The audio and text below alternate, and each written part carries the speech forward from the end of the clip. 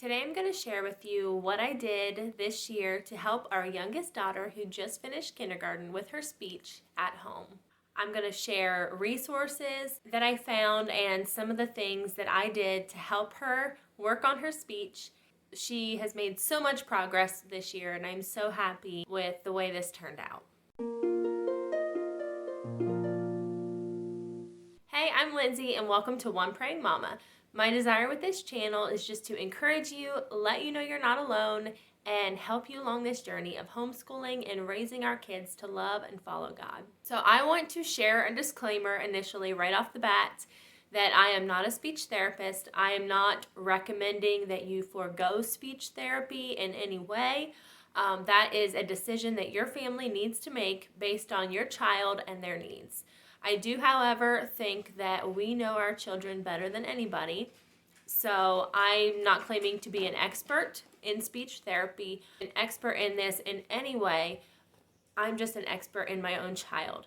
So with a combination of things I've learned from her previous speech therapist, resources I found online, and some games that we played and incorporated to continue to work on her speech therapy this year, I feel like we did a really good job. So that is just what I want to share today. I want to share my experience and maybe help you have some ideas for some tools or some resources that you might be looking for.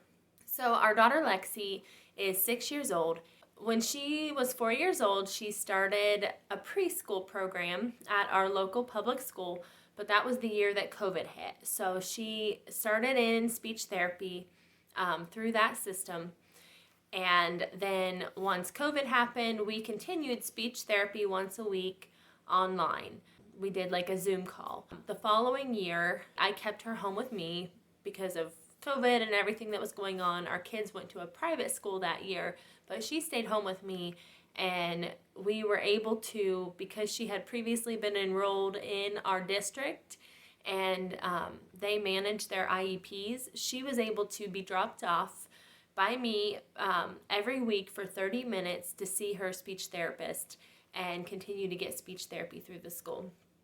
But once she was in kindergarten and officially not enrolled in the district anymore, she was no longer eligible for those services. We tried a local center that offers speech therapy through private pay, and we got put on a waiting list, and they actually got 2 new teachers, and their waiting list filled those teachers up right away, and we still were not able to get in. So we ended up with no speech therapist. Our insurance wouldn't cover another speech therapy place in town, so we ended up just trying to bring some of the stuff we had learned before into our everyday homeschool so that we could continue working on Lexi's speech and not feel like we were neglecting that. Now, the thing Lexi loved about speech therapy when she would go is games. Everything that she did, they played games to do it. So we brought that in, and I'm going to show you how we did that. But first, I'm going to share with you a few of the resources that I found. One of the most helpful resources is a website called mommyspeechtherapy.com. When I got on there and found some of these things, I found those are even some of the things that our speech therapist used, who was, a public school speech therapist. She used some of her downloads and printables and stuff like that. So like I said, I do not claim to be an expert in any of this, but there were some good printables that were very informative. This is all about the process of articulation therapy, and this is about the phonological processes like fronting, backing, and honestly, I've read through all this, tried to understand it, and I couldn't tell you what any of it is now. But all I needed to know was what Lexi needed, and I was able to find a lot of that on here. This was one of my favorite printables. It was the speech sound development chart. And so that was just good for me to be able to see this and look at where she's at and what develops next. I didn't necessarily go by age because obviously she's behind in her speech, but I just went by what sounds she was still working on. And there is a screening tool that you can also print off that has several words with these sounds in different places, so you can have an idea As you go through that with your child, you can see and you can know which ones they need to work on. So I did that, and obviously when we started at the beginning of our school year, we knew where she was because she had been in speech therapy and she was working on her F, V, S, and Z sounds. And so the way they do that, they tell you to work on the initial sound, so at the beginning of the word, and then you work on it as the final sound, and then you will work on it as the medial sound.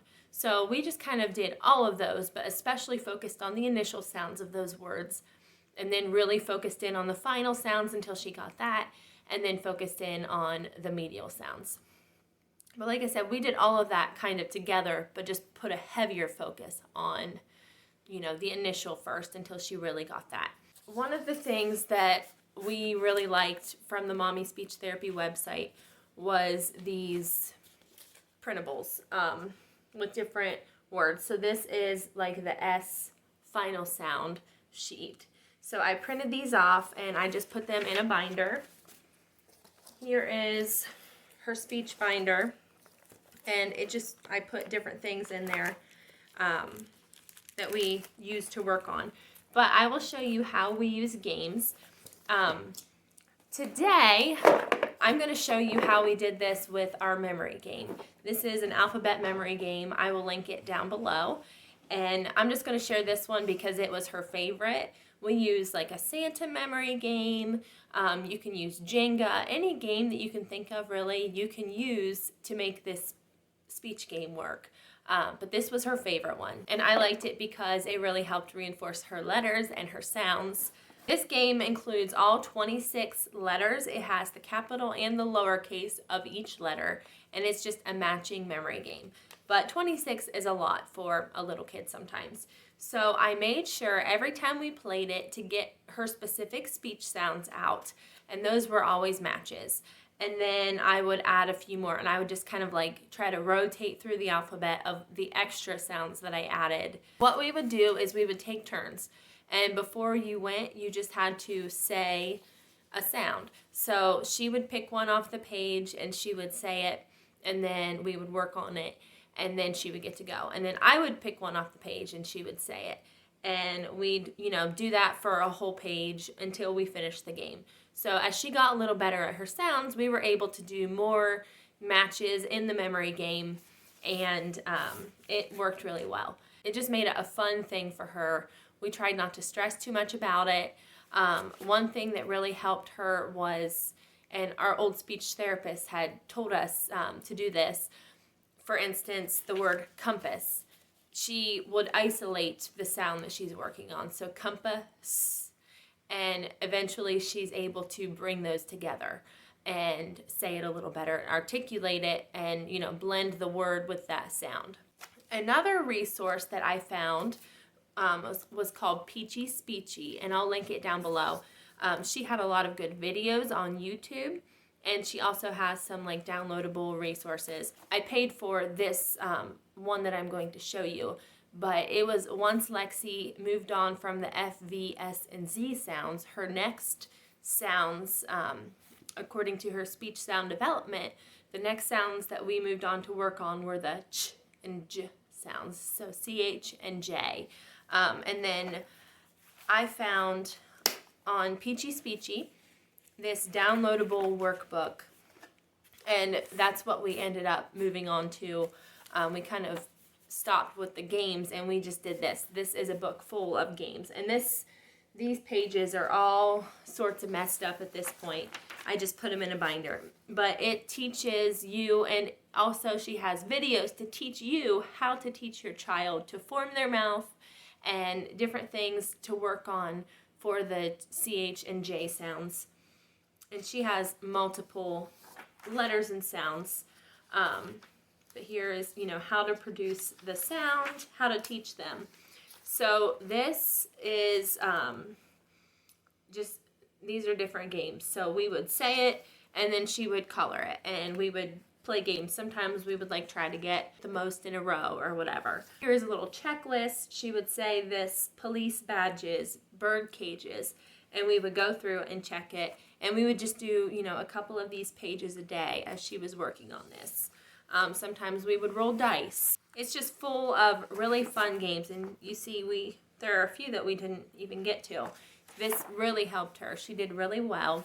Also, I ended up laminating and cutting out some of these pictures from her mommy speech therapy printables that we use. So here's surgeon, that's a medial J sound. So we would play games where we would just use these, and we would pick these up, and we would take turns making like funny random sentences. So anything to just get them saying those words and saying those sounds, and we would put as many of those sounds into our sentences as possible. And then also, as we go about our day, we try to be on her about articulating her words, articulating her sounds. Her speech has become so much clearer, but sometimes she still gets a little laxed about enunciating her words. So we just try to be on her all the time, all throughout the day, about making sure she's enunciating her sounds. And then I think it's good to keep in mind, I don't correct her very much when we're in public. I don't want her to be insecure about that.